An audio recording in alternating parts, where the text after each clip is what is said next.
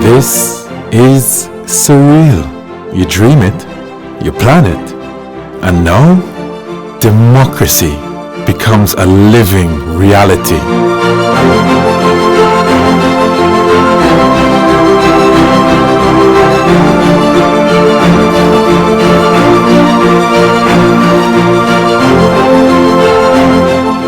I, Jared Anthony Seeley, having been appointed a Member of Parliament, do solemnly affirm that I will bear true faith and allegiance to Trinidad and Tobago, will uphold the Constitution and the law, and will conscientiously and impartially discharge the responsibilities to the people of Trinidad and Tobago, upon which I am about to enter.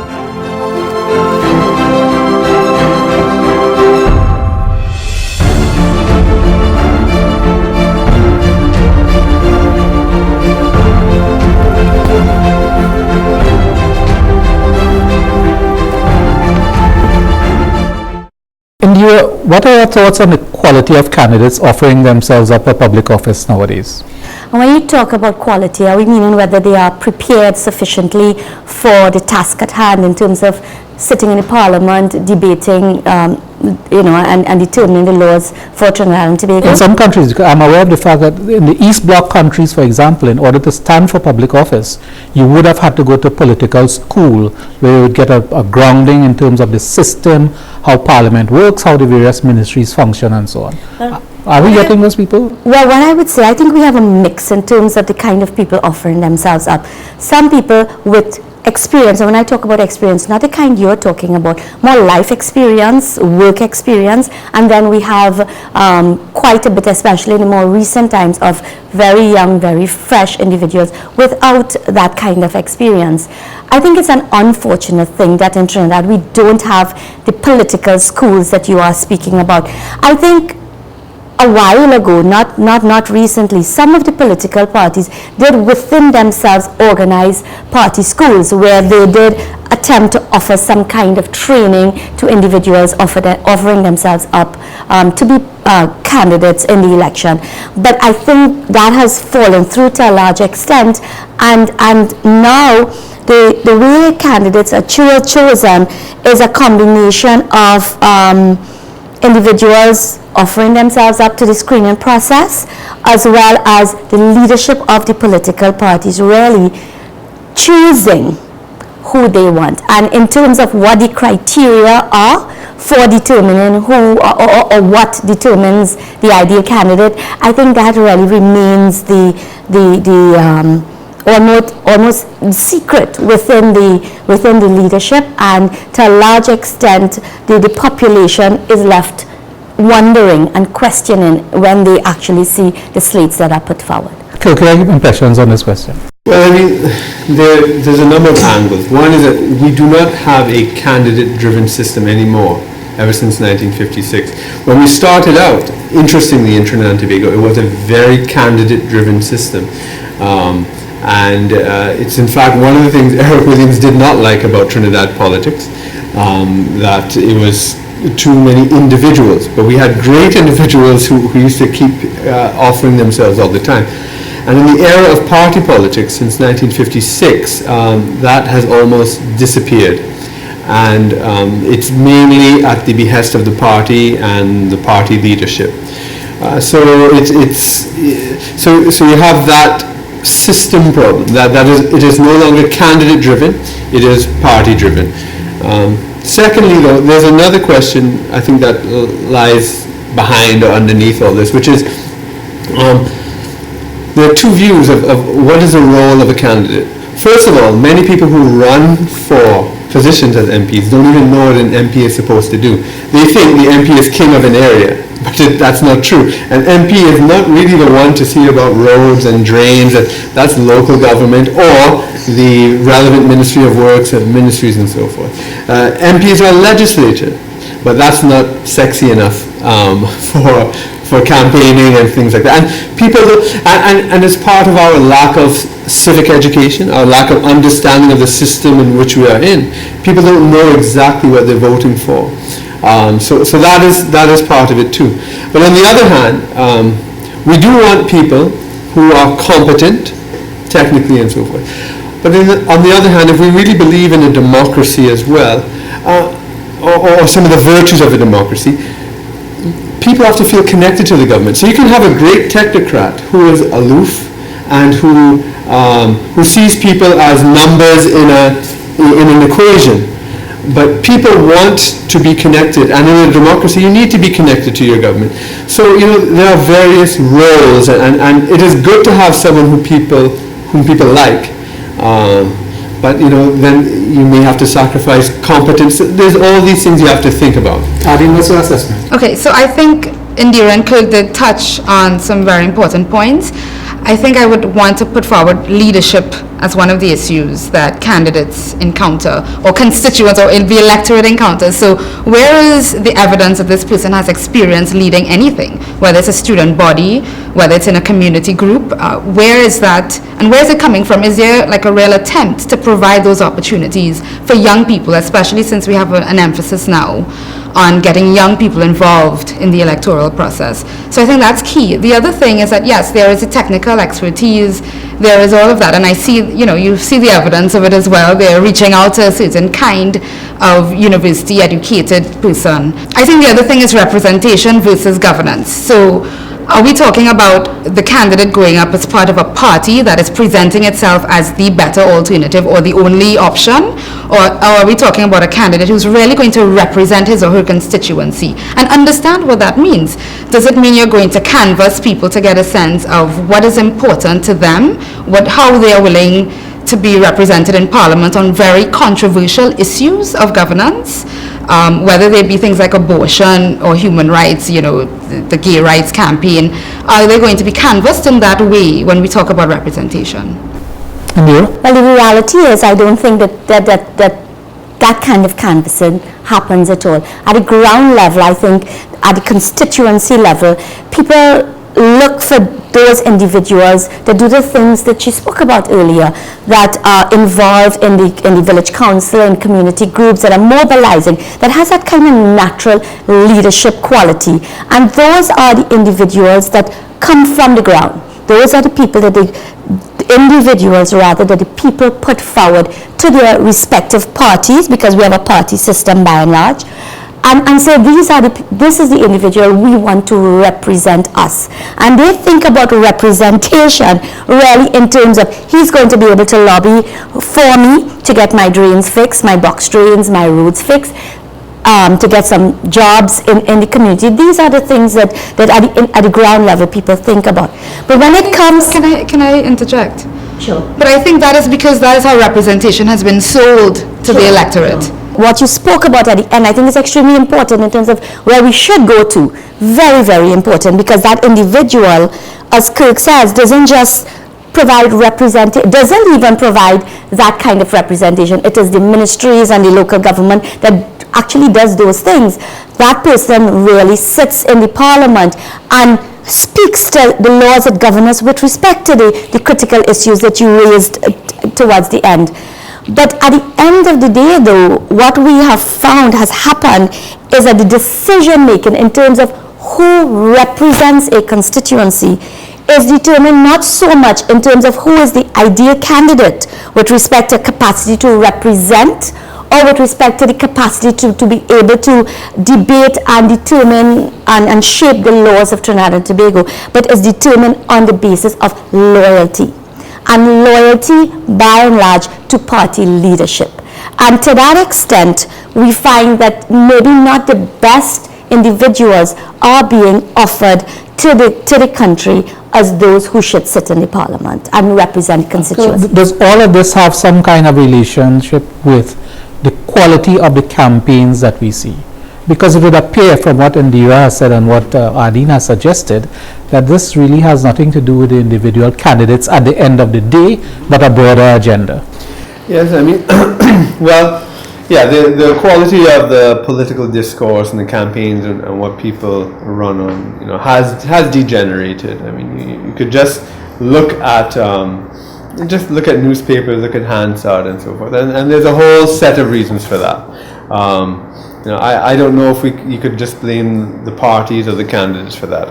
I think there's a whole social set of problems which we probably can't explore right now. But unfortunately, things, a lot of issues that are important have not been raised. But again, this is in terms of timing and the right person and the right moment, because who knows, it may be in future that there might be somebody like Eric Williams who can pack Woodford Square talking about Aristotle. I mean, imagine that happened in Trinidad. It is hard to believe, but people, were hanging on his word, talking about all these arcane things. But you never know what could happen in politics. But right now the discourse is pretty low, and that's sad. But indeed, all of this speaks to human behavior and ethical, people adhering to certain ethical guidelines, which can't really be regulated or legislated.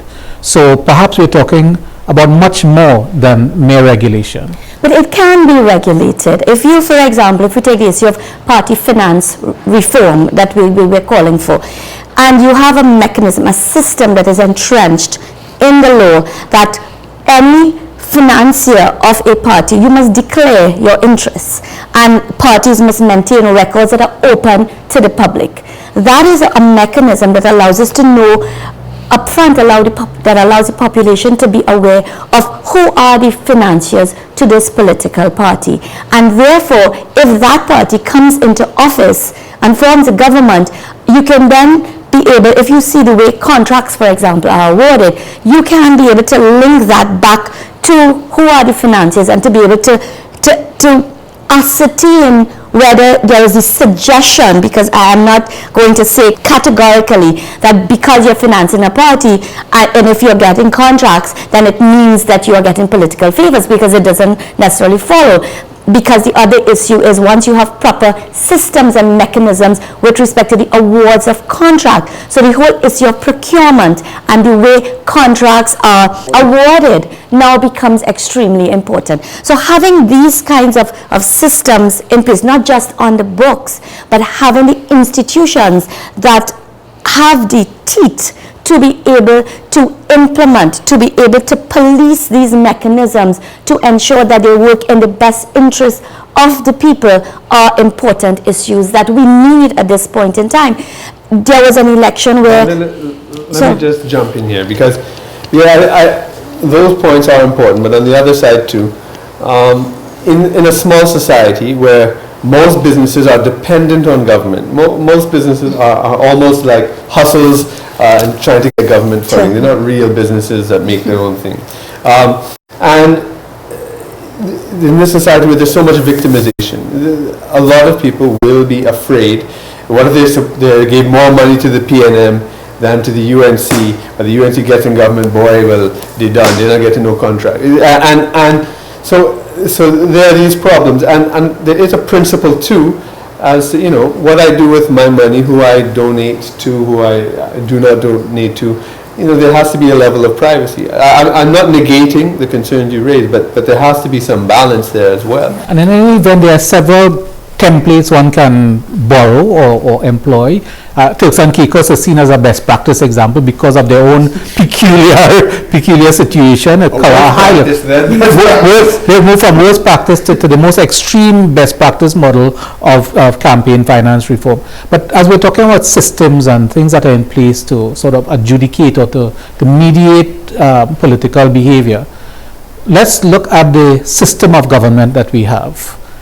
We very loosely describe our system as a Westminster system, which of course it is not. Can you walk through, for the benefit of viewers, what our system prescribes and what you see as the current reality? Well, one of the things that most people would be surprised at in Trinidad and Tobago is that we do not get a chance to vote for our Prime Minister, right? We do not vote our head of government, right? So the only people that could vote for Kamla Prasad Visesa live in Siparia right now. The only people who could vote for Keith Rowley live in Diego Martin West. So, but what people do is they alter the existing system we have so that in the end, in their mind, they're voting for Kamla or Keith or whoever. So, in a way, we're subverting the system we have. So that's one thing. And I think other people would probably agree, that we should have a separate system of election for our head of government. And that's, once you start to break it down like that, well then, okay, well we have a system to elect our head of government. Well, what about our representative? Well, we could have separate elections for that. And then that will truly separate the executive, which is the head of government, from the legislature or the House of Representatives. And we can start to do this. We unthinkingly went into this system helter-skelter in 1962. I'm not going to go into the whole detail, but I will say we were developing our own system of government that I believe was superior to what we have now, up to 1955. And it produced the people like Butler and Rienzi and Cipriani and a whole bunch of other people, Gomes and then it became this sort of very centralized party system, which has its merits, and that's what Williams wanted, and I understand why and so forth. But it's gone to the other extreme as well. So it's but at the very basic level, let's say in terms of system-wise, that is one thing. But there are many aspects. In Iran, is the system that we have working to the benefit of people? No, it's not. Basically, what we have is a two-party system. We have seen it played out. We have seen where a third party has emerged, won 130,000 votes and not one seat in the parliament. So you have 130,000 individuals who voted for a party, but they have no representation. And then the way the constituencies are configured, we have a system where we have a certain number of seats where we say, those are PNM seats, you have a certain number of seats where we say, those are UNC seats. So in some instances, my vote doesn't count. If, for example, I live in Siparia and I supported the PNM, it doesn't matter if I go and vote or not, because we all know that seat is going to go to the UNC. So that it is not currently a system where every man's vote counts in terms of determining in a real way your government. So that we must, as a country, deal with this. We must, as a country, change this. And we have a lot of people opting not to vote because the system is not providing them with a sense that their vote is counting. So if we don't start to dabble with some different types of mechanisms, so for example, the introduction of proportional representation, I think is something that we need to consider. But then we have another challenge where the writers of our Constitution actually wrote it in such a way that the Constitution protects itself. We, the people, have no say at this point in time in terms of bringing change to our Constitution. It is the 41 individuals in the lower house together with the 31 individuals selected in the Senate that can change the Constitution through very special majorities and very, very high majorities. So that if 41 and 31 is 72, if a majority of those 72 individuals determine, well, we like it so, then it stays so. And we have seen that happen over time. And how then do we break this current system? Even in some of the very small islands in the Caribbean, they have a referendum where the people through referendum can determine that they want to bring about change. We in Trinidad and Tobago don't have that. So constitutional reform is something that is critical. and very important to changing our system of governance to ensure that really it is more suited to the current needs of the country, in my view. Now, Irene, you're involved in talk radio. Are you finding a suitably high level of public discourse on these issues? Well, so there's so many things happening there. So there's electoral reform, and then there's constitutional reform, which can bring about electoral reform, and reform of the government and how it's made up. For me, the electoral reform is something that can take or will take a lot longer, because both parties are vested in keeping it a certain way. So I don't see that happening anytime soon. However, I do think that there's a lot more room to address what happens in the Senate, because the Senate, I think most people feel, has really been the hallmark of debate as far as our governance is concerned, and the discussion that happens around legislation. I think people look forward to that. People have a fair idea of what they anticipate to come out of the lower house, and maybe that's why it's called the lower house. I do think that if we can get more diverse representation in the Senate, where it can really balance the what you're doing is, and I'm not saying it's wrong, but you are advocating a non-democratic system, because that's what the Senate is. You're appointing, but it can be, because Lloyd Best did put forward the concept of the macro Senate, and I don't think where you pay for your representation. That's what it is. But yes, but what it seeks to do is ensure that there's representation from various quarters. Now, I don't know that it needs to be 70-something people in the Senate. Our country is too small for that. I don't know how we want to find that. Actually, the most important, I think one of the most important things, if you want a real Parliament. The word parliament comes from the French verb parler, which means to speak. Right? So a parliament where representatives come and speak to each other, it has to be bigger. Because the point is that when you have 70 people. My view, it should be larger, because the thing is, a single person can control a group of 24 people, right, and another single person can control another group of 24 people, and that's where you have this kind of system we have. But when you have 100 people, it's different. A single person cannot control 50 people. I don't know what it is. No, that's fair. And this is why parliaments all over the world that work are huge, and what we call parliaments here and parties would be like a faction of the Labour Party in the UK. Yeah, but of course, because we don't have the backbench phenomena arising. That does not apply because of the sheer size. And therefore, the Parliament is not really a Parliament as such. There's let's take the UK Parliament for example, but it could be the US or whatever.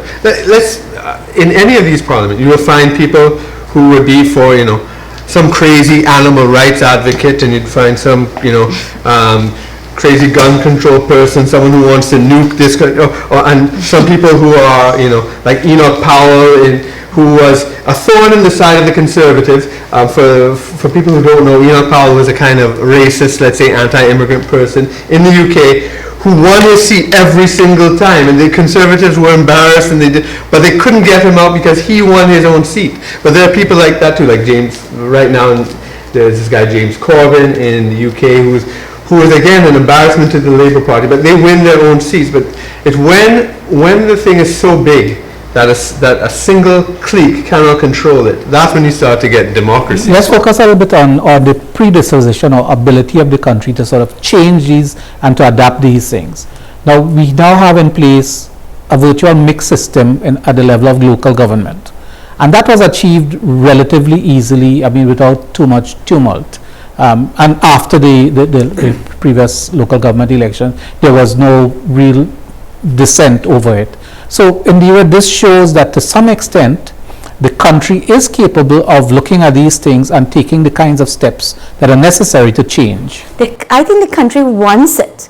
Let us not forget, we have had 2 or 3 sets of committees set up to have consultations throughout the country on the issue of constitutional reform, and that the issue of changing the electoral system keeps coming up, and people keep wanting it. And for those of you who have attended, you will see that people have come, people have expressed their wish, and their wish is that we change. So I think at the level of the people, there is the desire and there is the understanding that it needs to change. What you just described was the effect of a legislative majority. That's correct. I was going to get there. And our 76 Constitution was passed when there was no opposition. Right? This legislative change was passed when there was a majority that the PNM opposed it. Right? And just like the 76 Constitution and the 62 Constitution, the opposition were dead set against it. But because there was a legislative majority, it was put through. Exactly. It comes back to the point I'm making. The change can only happen if you have the requisite majority in the two houses. And we operate under the principle of majority rule. Yeah. So, I mean, unless one were to contend that that's a flawed concept, then we are pretty much stuck with that. Start with winner take all. But why don't we start with introducing the concept of a referendum, where you now shift the decision making from the parliament to the people? Because if you have a referendum now, people are saying yes, certain percentage of the people, which we will of course determine, wants a certain change, then the parliament must do so. Thank you very much, Indira Sajiwan Ali, Dr. Kirk Mayhew, and Ardeen Sergiu. Thank you very much for joining us.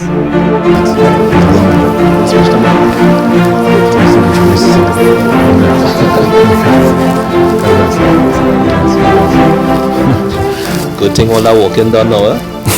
Agreed. Less walking now, more talking.